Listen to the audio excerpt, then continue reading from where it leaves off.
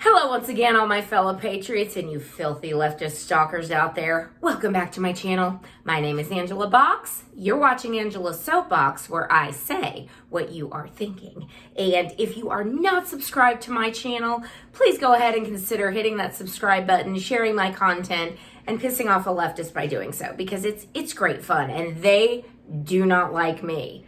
I'm very polarizing, kind of like our president, and you know what? That's okay with me.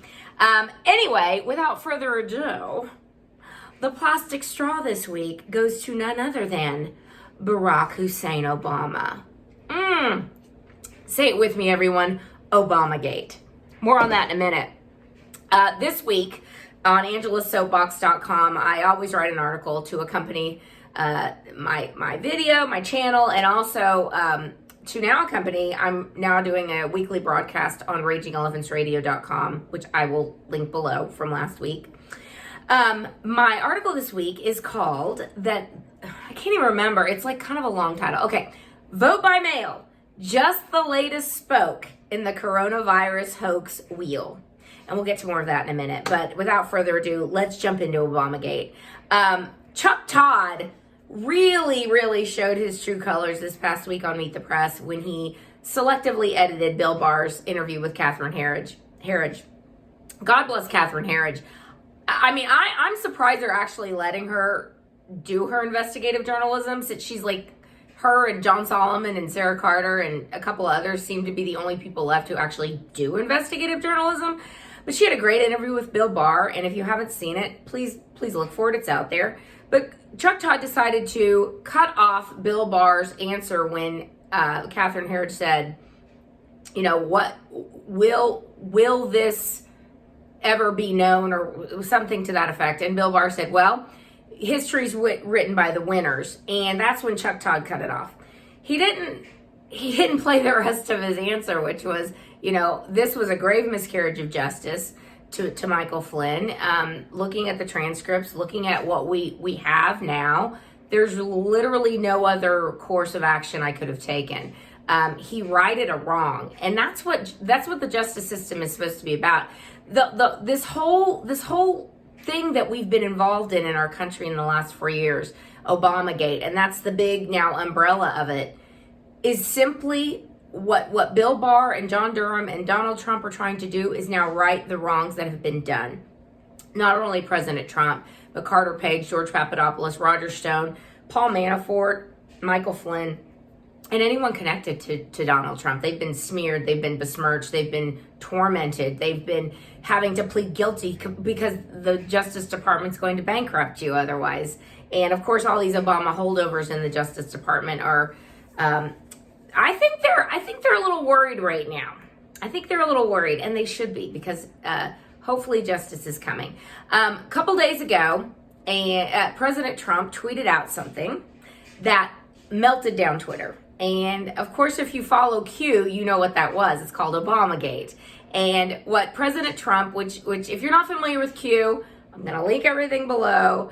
Again, I give a disclaimer. I don't know if it's true. I don't know if it's not true, but it sure is interesting, isn't it? And supposedly President Trump is Q+. So the other day, Q+ was asked, hey, please tweet out Obamagate. And so he did. Pretty much right after that came up on the boards, he tweeted out just the word Obamagate. And pretty soon there was 3.5 million retweets of it, and it was trending. And Twitter couldn't have that. So what did Twitter do to make sure to bump down the numbers? They attached the term Obamagate to an article out of Vox, which is a left-wing rag. And of course, Vox had to disparage Q and say that we're all just a bunch of weirdos who think every Democrat is a pedophile. And that's not even remotely what Q is all about. I mean, it's part of it. It's part of it. And no, we don't think all Democrats are pedophiles. That's crazy. But it's part of the connection, Epstein, Podesta, the whole thing. Again, it's a rabbit hole. If you have not decided to go down it yet, it's a fun way to spend an afternoon. But anyway, I've linked the channels I watch the most down below, which I think are good starting points if you're not familiar with it. Anyway, Trump tweeted out Obamagate and it exploded. And I think what we need to all remember is this is what the whole umbrella is. Whether we're talking about Hillary Clinton's email scandal, the way the FBI covered that up, that was directed by Obama's DOJ, Loretta Lynch at the time, who was promised a Supreme Court justice seat if she would just kind of look the other way. Whether we're talking about what Comey did with the January 5th meeting with Barack Obama, Biden, Rice, Clapper, Brennan, Comey, all there talking about how are we going to get this moving? Because what we've been witnessing the last 3.5 years is the insurance policy that was talked about in the Struck page text message exchanges, talking about how in Andy's office we're talking about the insurance policy that, God willing, hopefully we're not going to have to do, but oh my God, what if Trump wins? And once Trump won, that's what the insurance policy went into effect. And this whole Russia hoax, the Ukraine hoax, everything we've been living through, that's the insurance policy. And the media has been complicit in it, and they know it. And I think when they say the media has blanket First Amendment protection, not if they are knowingly, and that's a key word, knowingly disseminating false information. If they know it's a hoax and they know it's BS and they still put it out there saying it's true, they're complicit in this hoax as well. And not only that, but all these people who have gone on TV, Rice, Brennan, Clapper, Comey, all of them, for the last 4 years, Samantha Power, miming the same thing, that Trump is a Russian agent. Adam Schiff. How could I forget Adam Schiff? Saying the same things over and over and over and over again, the propaganda they spewed, which was directly different than what they said behind closed doors under oath, when they said, no, there is no Russia. We've seen no evidence of any collusion between the Trump campaign and Russia, or Michael Flynn for that matter. And yet they tormented this man, they bankrupted this man, and they say, oh, well, he pleaded guilty. He pleaded guilty because the Justice Department under Obama was bankrupting him, was tormenting him, was threatening his family. He had nothing else. He thought, I must have made a misstatement. And that's all they got him on, was a misremembrance of something. Imagine, do you remember every little single thing you've ever said to anyone, or every email you've ever sent? Of course you don't. But the thing is they already knew that Flynn on the phone called the Kislyak, which Obama knew about, weirdly enough. Flynn said nothing incriminating, weird, inappropriate. They all knew that. Flynn said, I'm assuming you have a transcript of my call, so you know there was nothing untoward said. Didn't matter. They got him on basically misremembering something, which is shocking. A 3-star general who FBI agents who interviewed him said, no, we don't think he's lying. They pursued it anyway. It's shocking and it's terrible, but now hopefully the scales of justice are starting to right itself, which is all Bill Barr has wanted to do from day one. And the Democrats don't want that because it exposes them. Adam Schiff should be very worried today. I'm just saying. And so should the complicit media. But, as this unfolds over the next few months, just remember, we told you so. We've told you so for 3 years. But you've chosen to keep your head in the sand, dumb leftists. Not our problem, is it? No. Now, back to the coronavirus hoax, which is now unfolding daily as a bigger hoax than we could have ever imagined, which is just a hoax to allow Democrat governors to inflict their tyranny on their poor populations. Why? To get Trump. Why? To crash the economy further. Why? So people can't go back to work. And then in their warped minds thinking they're going to blame Trump, when in actuality, most people with a brain realize that if they're living under Democrat governors, it's the Democrats doing it. Because Trump, again, very wisely at the beginning, said, you know what? I'm not going to do a unilateral shutdown because that's crazy. Because New York City is a lot different than Idaho. New York City's a lot different than Miami. New York City's a lot different than Oklahoma City. They're not the same. One size does not fit all. So he very wisely left it up to the governors and mayors. Now, unfortunately, because of the hysteria and the bad data and the faulty models, most people went into hysterics mode and shut everything down. Again, once we realized these models were fake and invented by the same people who make up the climate change models, this should have stopped. And I get why Trump couldn't. It was a ball that had started rolling.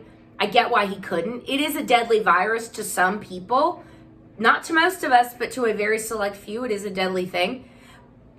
The ball was already rolling. But to his credit, again, he's been the one pushing a reopening. Let's get back to work. We cannot keep this going. And even some Democrats living in Democrat states are starting to realize this is not sustainable. I mean, I get that we want to get rid of Trump, but I don't want to starve to death, and I don't want my business to go under because of it. Of course, big corporations think that they can just wait it out and screw over their workers, and it'll just be fine for them. They're just going to get another bailout, which I say emphatically, no, they should not. So either reopen or take your lumps. That's what I say to those big corporations who are stubbornly refusing to reopen.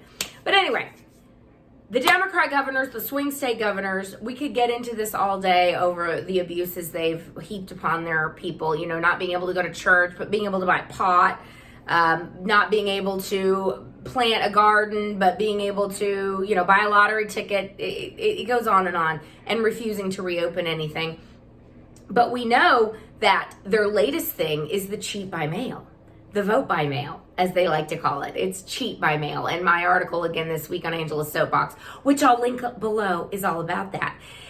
Gavin Newsom was kind of one of the first to really take it as the media was trying to push it and get the ball rolling with it. And he's now saying, you know, in November, we're going to make sure that you have vote by mail, so you don't have to risk your health to go stand in line to vote, even though you can go to Walmart and Target, and you can go buy your pot and go to your liquor stores and all that, and go to your essential services, but you can't stand 6 feet apart and go vote, evidently, because the corona, it's going to get you. It's going to get you. It's so, I mean, it's so asinine when you really start to think about what they're doing to everybody. Anyway, Gavin Newsom, there's a special election going on. He has mailed out all the ballots, but there was a curious thing that happened, and that when early voting started to be tabulated, it looks like that the Republican was ahead by about 12,000 votes, and we can't have that. So Gavin Newsom, in defiance of his own vote by mail order, is setting up voting places, but only in the Democrat areas where you can go and vote in person, because maybe they're going to get some illegals in there to cheat at the last minute. But you know, as of now, there's a 12,000 vote deficit. That's going to be hard to overcome.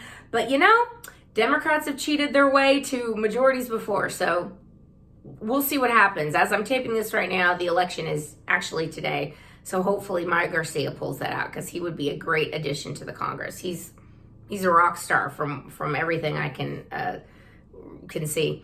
So again, you know, Democrats want to release criminals and illegal aliens and make sure that everything is shut down, that your business is shut down and you can't do anything productive, but, you know, the illegals and the criminals get a free pass. Their agenda is clear. It is becoming more clear every day. I pray that more people are waking up. I think that they are.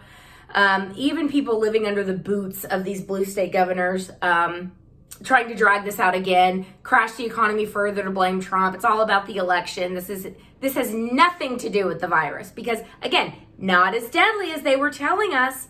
When they realized that, this should have stopped, but it didn't.